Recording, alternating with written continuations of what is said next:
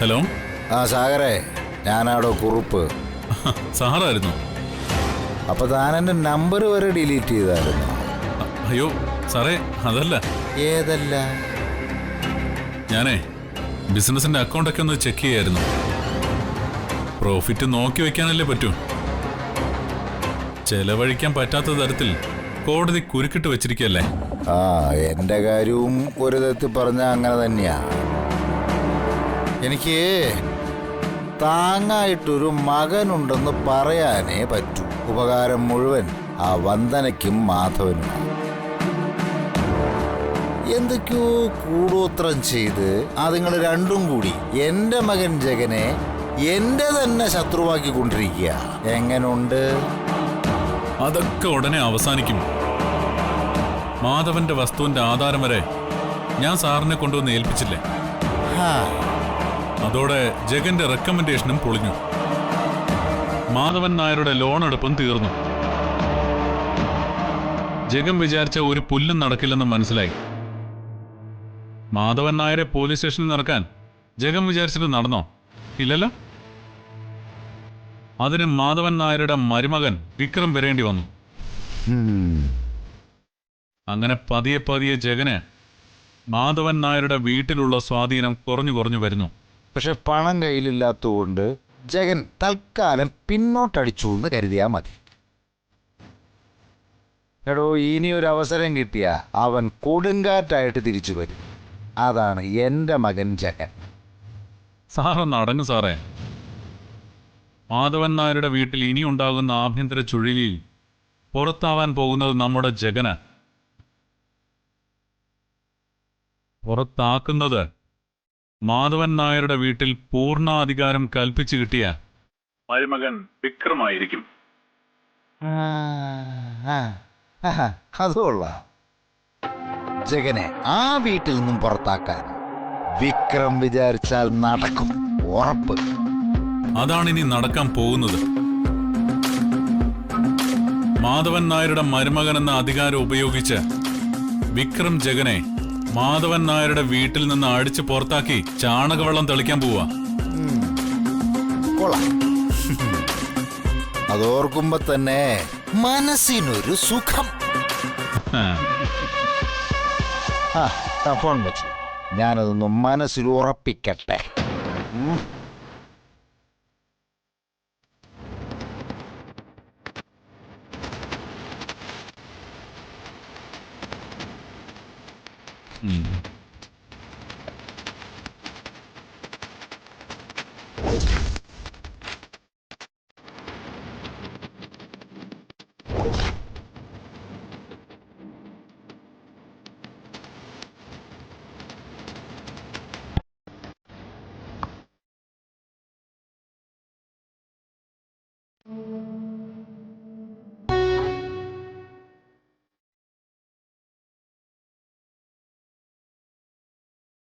അമ്മ ഇവിടെ ഉണ്ടായിരുന്നോ? ചോറ് ശരിയായമ്മേ? നമ്മൾക്ക് ഇറങ്ങാൻ സമയമായി. ഞാൻ ഓഫീസിൽ പോകുന്ന വഴി മോളെ സ്കൂളിലാക്കിയിട്ട് പോവും. അമ്മ എന്തോന്നും മിണ്ടാത്തെ? അമ്മയ്ക്ക് എന്നോട് ദേഷ്യാണോ? അമ്മ എന്തിനാ നിന്നോട് ദേഷ്യപ്പെടുന്നേ? അതെനിക്കറിയില്ല. എന്നോട് ദേഷ്യപ്പെടാനും വെറുക്കാനുള്ള കാര്യങ്ങളല്ലേ ഞാൻ അറിയാതെ തന്നെ ഈ വീട്ടിൽ നടന്നുകൊണ്ടിരിക്കുന്നത്. അത് ചേച്ചിക്ക് അറിയാവുന്ന കാര്യമല്ലേ. അപ്പോഴൊക്കെ നിന്നോട് ദേഷ്യപ്പെടാനും ഒറ്റപ്പെടുത്താനും ഒന്നും അമ്മ ആഗ്രഹിച്ചിട്ടില്ല. ചില നേരത്തെ അമ്മയ്ക്ക് എന്നോടുള്ള പെരുമാറ്റം കാണുമ്പോ എനിക്ക് അങ്ങനെ തോന്നുന്നത് ചേച്ചി. അതൊക്കെ നിന്റെ തോന്നല. വന്ദനെ കുറിച്ച് ഓർത്ത് ദുഃഖിക്കുന്ന അമ്മയെ മാത്രമേ ഞാൻ കണ്ടിട്ടുള്ളൂ. സമയമില്ലേ, നീ കുട്ടിയും കൊണ്ട് പോവാൻ നോക്ക്. മോളെ,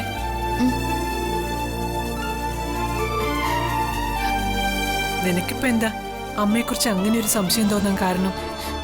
ഞാൻ പറഞ്ഞല്ലേ, എന്നെ തളർത്താനുള്ള വഴികളാ ഒളിഞ്ഞും തെളിഞ്ഞും ഓരോരുത്തർ ചെയ്തുകൊണ്ടിരിക്കുന്നത്. എനിക്കെതിരെ നടക്കുന്ന ചതികളെല്ലാം വളരെ കഴിഞ്ഞ് ഞാൻ അറിയുന്ന.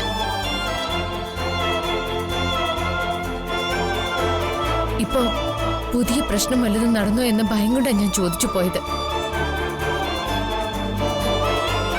ഇപ്പൊ തന്നെ കണ്ടില്ലേ എന്തൊക്കെ പ്രശ്നങ്ങൾ ഈ വീട്ടിൽ നടന്നുകൊണ്ടിരിക്കുന്നത്. ഒന്നിനു പിറകെ മറ്റൊന്ന്.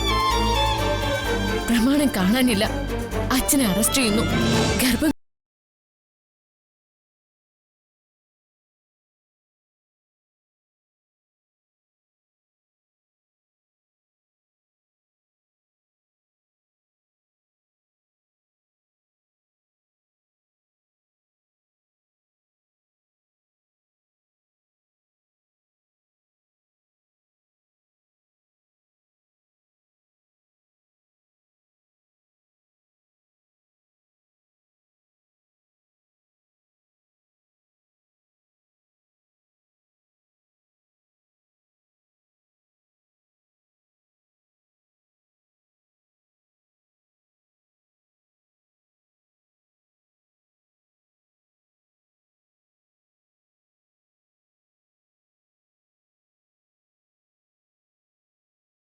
അത് കൈവിട്ട് കളയുമെന്ന് അവളുടെ പേടി.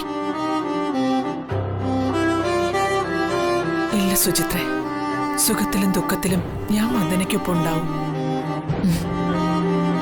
എന്റെ കുട്ടിയെ ഞാൻ കൈവിടില്ല. അവളുടെ മനസ്സ് എനിക്ക് നന്നായിട്ടറിയാം. ഇങ്ങനൊരു മോളെ കിട്ടണമെങ്കിൽ ഭാഗ്യം ചെയ്യണം. അമ്മ എത്രയും വേഗം വന്ദനയ്ക്ക് നല്ലൊരു വിവാഹം കണ്ടെത്തണം. വേണം മോളെ. പക്ഷേ ആ സുഭദ്രയും മകനും നല്ലതായിരുന്നു. പക്ഷേ അവര് ചില വിശ്വാസങ്ങളുടെ പേരിൽ വിവാഹമേ വേണ്ടെന്ന് വെച്ചു. ഭയങ്കര ഈശ്വരവിശ്വാസിയായിരുന്നു സുഭദ്ര. അവര് താലിമാല പൂജ ചെയ്യാൻ നേരം അപശകുനം പോലെ ഏതോ ഒരു ശക്തി ആ താലം തട്ടിക്കളഞ്ഞത്രേ. പിന്നെ അവിടെ വന്ന ഒരു സന്യാസി, അയാളുടെ പ്രവചനം അവരുടെ മനസ്സിനെ വല്ലാതെ പിന്തിരിപ്പിച്ചു. വന്ദനെ പോലൊരു നല്ല പെണ്ണിനെ അവര് വേണ്ടാന്ന് വെക്കൂ. അവരുടെ തെറ്റിദ്ധാരണകളൊക്കെ മാറി തിരികെ വരുമെന്ന് എന്റെ മനസ്സ് പറയുന്നത്. നമുക്ക് നോക്കാം.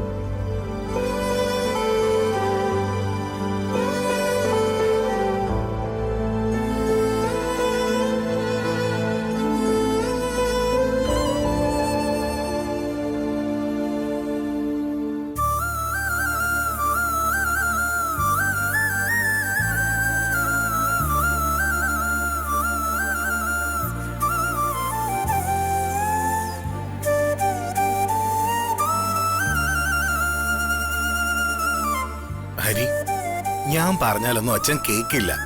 പിന്നെ എന്ത് ചെയ്യാൻ പറ്റും? മനോജ്, ഒരാളുടെ തൊഴിലനുസരിച്ച് അയാളുടെ സ്റ്റാറ്റസ്. പണം ഉണ്ടോ പണം ഇല്ലേ അതൊന്നും ആരും അറിയാൻ പോകുന്നില്ല. ഇത് നിങ്ങളുടെ അച്ഛൻ മനഃപൂർവ്വം എന്റെ അച്ഛനെ അപമാനിക്കാൻ വേണ്ടി ഓട്ടോയിട്ട് എന്റെ വീട്ടിലേക്ക് വന്നതാ. ആ സെക്രട്ടറിയുടെ മുന്നിൽ വെച്ച് പാവം എന്റെ അച്ഛൻ വെളറി വെളുത്തുപോയി.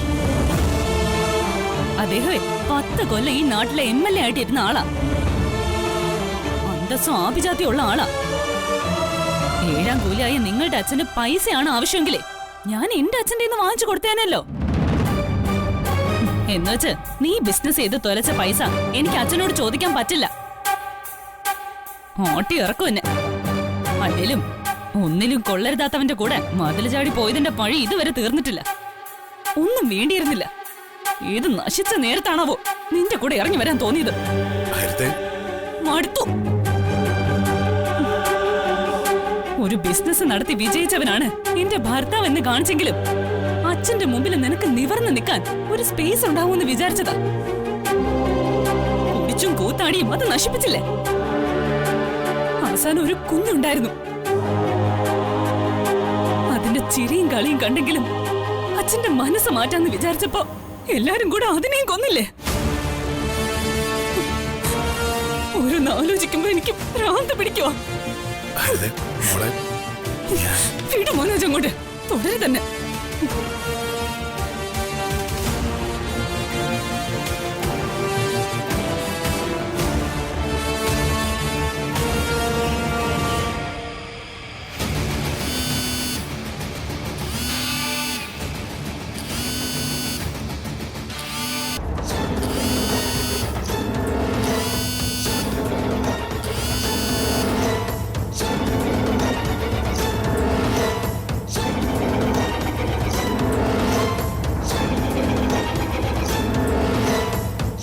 മുത്തേ, എല്ലാം എന്റെ തെറ്റാ.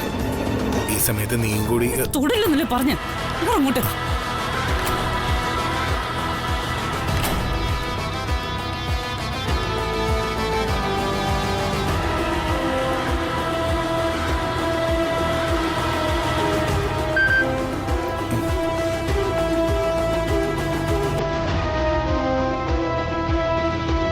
നീ കോള് കട്ട് ചെയ്ത് കേമനാവാൻ നോക്കുന്നോടാ ചെത്തെ. ഞാൻ നിന്റെ വീട്ടിന്റെ മുന്നിൽ തന്നെ ഉണ്ട്. നീ പുറത്തേക്ക് വരുന്നോ അതോ ഞാൻ അകത്തേക്ക് വരണോ?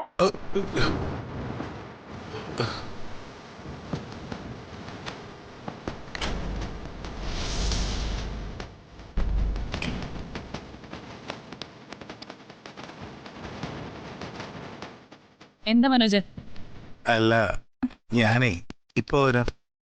എങ്ങോട്ട് പോകുന്നു? ഇപ്പൊ വരാം.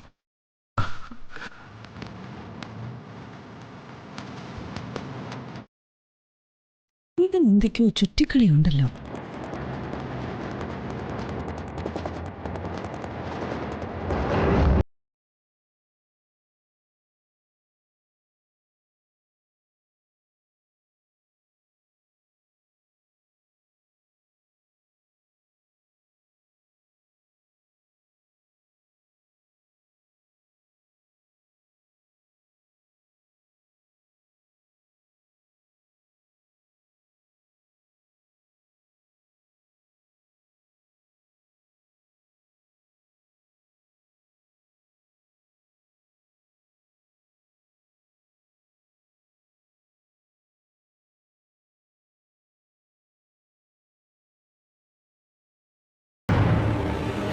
മുതലും പലിശയും കൃത്യമായി ഞാൻ അടച്ചോളാം. ആ സ്ഥിരം പല്ലവി എനിക്ക് കേൾക്കണ്ട. ഞാൻ കടം വാങ്ങിയ പണത്തിന്റെ എത്രയോ ഇരട്ടി വിലയുള്ള വസ്തുവിന്റെ ആധാരമല്ലേ ഞാൻ ഈടായി തന്നിരിക്കുന്നത്. കനത്ത ഈട് കയ്യിലുള്ളപ്പോ എനിക്ക് കുറച്ച് സാവകാശം കൂടി തരണം. എനിക്ക് ഈടല്ല, പലിശയാണ് കാര്യം. പലിശ വിട്ടുള്ള ഒരു കളിയും ഖാദറിനില്ല. വസ്തുവിന്റെ ആധാരം എത്രയും പെട്ടെന്ന് അച്ഛനെ തിരിച്ചേൽപ്പിക്കേണ്ട അവസ്ഥ എനിക്ക്. അതുകൊണ്ട് പലിശ മാത്രമല്ല, മുതലും മടക്കി തന്ന് ഞാൻ കടം വീട്ടിക്കോളാം. ഇതൊക്കെ തൽക്കാലം രക്ഷപ്പെടാൻ വേണ്ടി പലരും പറയുന്ന ഉടായിപ്പുകളാ. അതൊന്നും കേട്ട് ഖാദർ പോവില്ല. വാടക വീട്ടിലാണ് താമസം. എല്ലാം വലിച്ചു വാരി പുറത്തിട്ട് എല്ലാ കാര്യങ്ങളും എല്ലാരെയും അറിയിക്കാനാ ഖാദർ വന്നിരിക്കുന്നത്. ഞാനത് ചെയ്യണോ? വേണ്ട ഖാദർക്ക, പ്ലീസ്. ഒരവധി കൂടി എനിക്ക് തരണം. ഒരേ ഒരു അവധി. അവധി എന്ന് വെച്ചാ ഏറിയ ഒരു 2 ആഴ്ച കൂടി. 2 ആഴ്ചയോ? അത്രയും പോവില്ല. അതിനു മുമ്പ് തന്നെ മുതലും പലിശയും തിരിച്ചു തന്ന് ഞാൻ പ്രമാണം മടക്കി വാങ്ങിച്ചോളാം.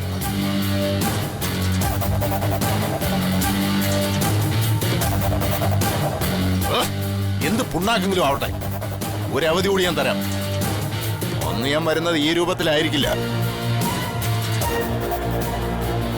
എന്റെ കൂടെ 1-2 പേര് കൂടി കാണും. മനുഷ്യന്റെ ചോരയുടെ മണം അനുഭവിച്ച് കൊതി തീരാത്ത കൂട്ടരാ. കൊല്ലാണ്ട് കേറി മേഞ്ഞുകളയും. സൂക്ഷിച്ചാ കൊള്ളാം.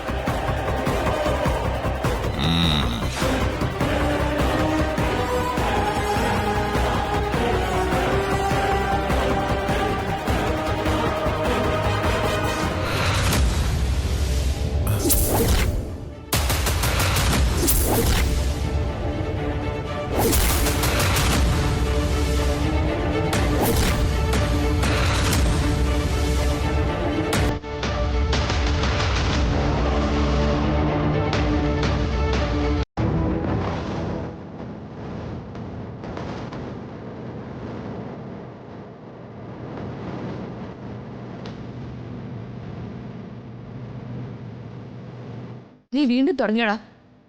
ഖാദറിനോട് വീണ്ടും പണം ചോദിച്ചു അല്ലേ? അയ്യോ ഇല്ല ചേച്ചി, ഞാൻ ഖാദറിനോട് മറ്റൊരു കാര്യം സംസാരിച്ചതാ. അത് കഴിഞ്ഞു അയാളങ്ങ് പോയി. അല്ലാതെ ചേച്ചി പറയുന്ന പോലെ വേറെ കാര്യങ്ങളൊന്നുമില്ല. ഒരു പ്രശ്നമില്ല ചേച്ചി. അങ്കിളിന്റെ മുഖത്തൊരു കള്ള ലക്ഷണം ഉണ്ടല്ലോ.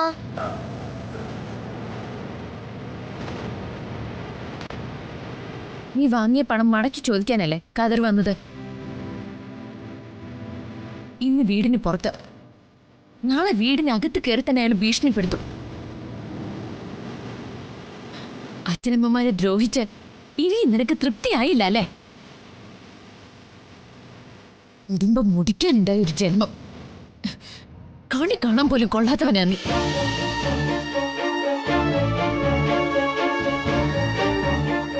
ഇപ്പൊ അയാള് വീട്ടുമുറ്റം വരെ എത്തി. ഇനി വീടിനകത്തേക്ക്. ഇവിടെയുള്ളവരുടെ മനസ്സമാധാനം നീയായിട്ട് കളയോ? നീയായിട്ട് ഈ വീട്ടിലൊരു കൂട്ട ആത്മഹത്യക്ക് വഴിയൊരുക്കോ? മനോജെ, നീയായി നിന്റെ പാടായി. ചിലർ ഉപദേശിക്കാനേ പറ്റൂ. നല്ലവരാവണമെങ്കിൽ അവനവൻ തന്നെ വിചാരിക്കണം. എന്നെ തല്ലല്ലേ ഞാൻ നന്നാവില്ല എന്നുള്ള പോളിസിയായിട്ട് നീ കഴിയുന്നത്. മനസ്സിൽ ദുഃഖം മാത്രം കൊണ്ടുനടക്കുന്ന 2 പേരുണ്ട് ഇവിടെ, നമ്മുടെ അച്ഛനും അമ്മയും. അവരുടെ മനസ്സമാധാനം കൂടി ഇല്ലാതാക്കരുത്. ആ ഒരു റിക്വസ്റ്റ് മാത്രമേ എനിക്ക് നിന്നോട് പറയാനുള്ളൂ. വാ മോളെ.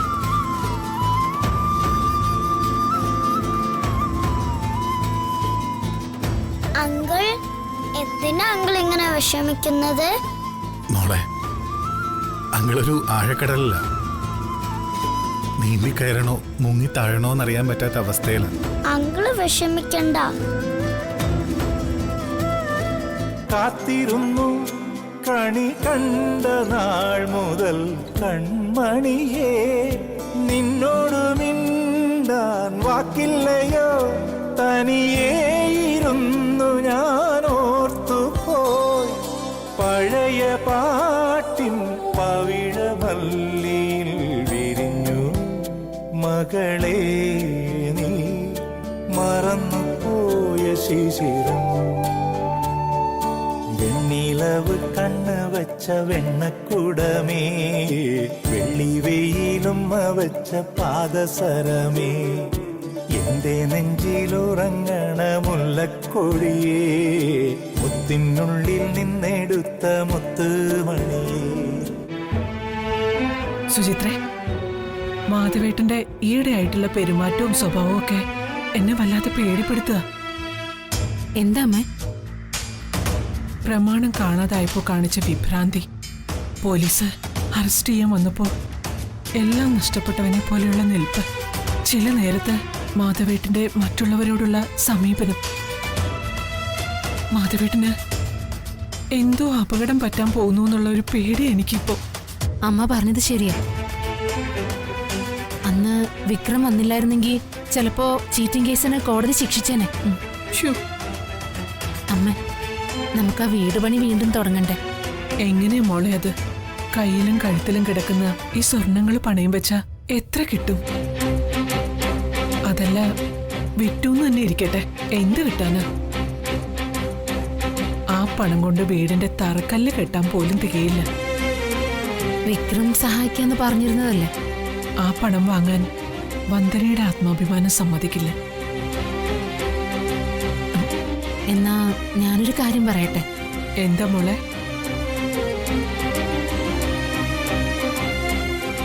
അമ്മ അച്ഛനെ നിർബന്ധിച്ച പ്രകാശേട്ടൻ ഹെൽപ്പ് ചെയ്യും. പൂത്ത കാശാ പ്രകാശേട്ടന്റെ കയ്യിലിരിക്കുന്നെ. ബാങ്കിൽ കൊണ്ടുപോയി ഡെപ്പോസിറ്റ് പോലും ചെയ്യില്ല. എല്ലാം ഭദ്രമായിട്ട് സൂക്ഷിച്ചു വെച്ചിരിക്കോ. നിങ്ങൾ ചോദിച്ച പ്രകാശേട്ടൻ കാശ് തരും. നിനക്ക് നിന്റെ ഭർത്താവിനെ അറിയുന്നതിനേക്കാൾ ഞങ്ങൾക്ക് ഞങ്ങളുടെ മകനെ അറിയാം. അറുത്ത കൈക്ക് അവന് ഉപ്പ് തേക്കാത്തവനായിപ്പോയി. അവന് സ്വന്തോ രക്തബന്ധങ്ങളോ ഒന്നുമില്ല. പണത്തിന് മുന്നിൽ അച്ഛനും അമ്മയും ഇല്ല. സ്വന്തം കാര്യം മാത്രം. കയ്യിലുള്ള പണവും കെട്ടിപ്പിടിച്ചോണ്ട് അവനിരിക്കട്ടെ. വീട് പണി നടന്നില്ലെങ്കിലും പ്രകാശിനോട് ഞങ്ങൾ കാശ് ചോദിക്കില്ല.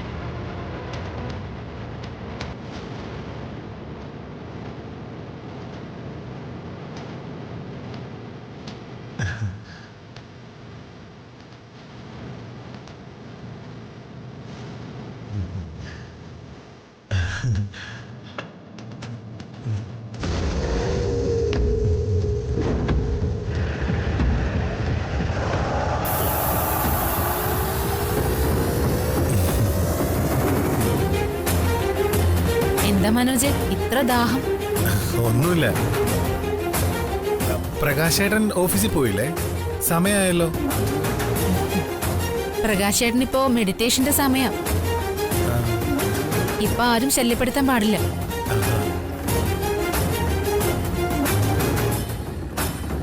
പ്രകാശേട്ടൻ മെഡിറ്റേഷനും തുടങ്ങിയോ? ജീവിത രീതിയൊക്കെ മൊത്തത്തിൽ മാറ്റാൻ പോവാന്നാ പറഞ്ഞത്. എന്നാ കാക്ക മലർന്നു പറക്കും. ആളിനി കയറി സന്യസിച്ചു കളയുന്ന എന്റെ പേടി.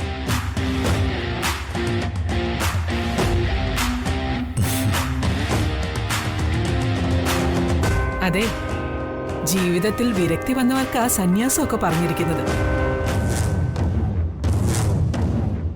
പണവും കെട്ടിപ്പിടിച്ചിരിക്കുന്ന എന്റെ മോനെ കുറിച്ച് അങ്ങനെയൊരു ഭയമേ വേണ്ട.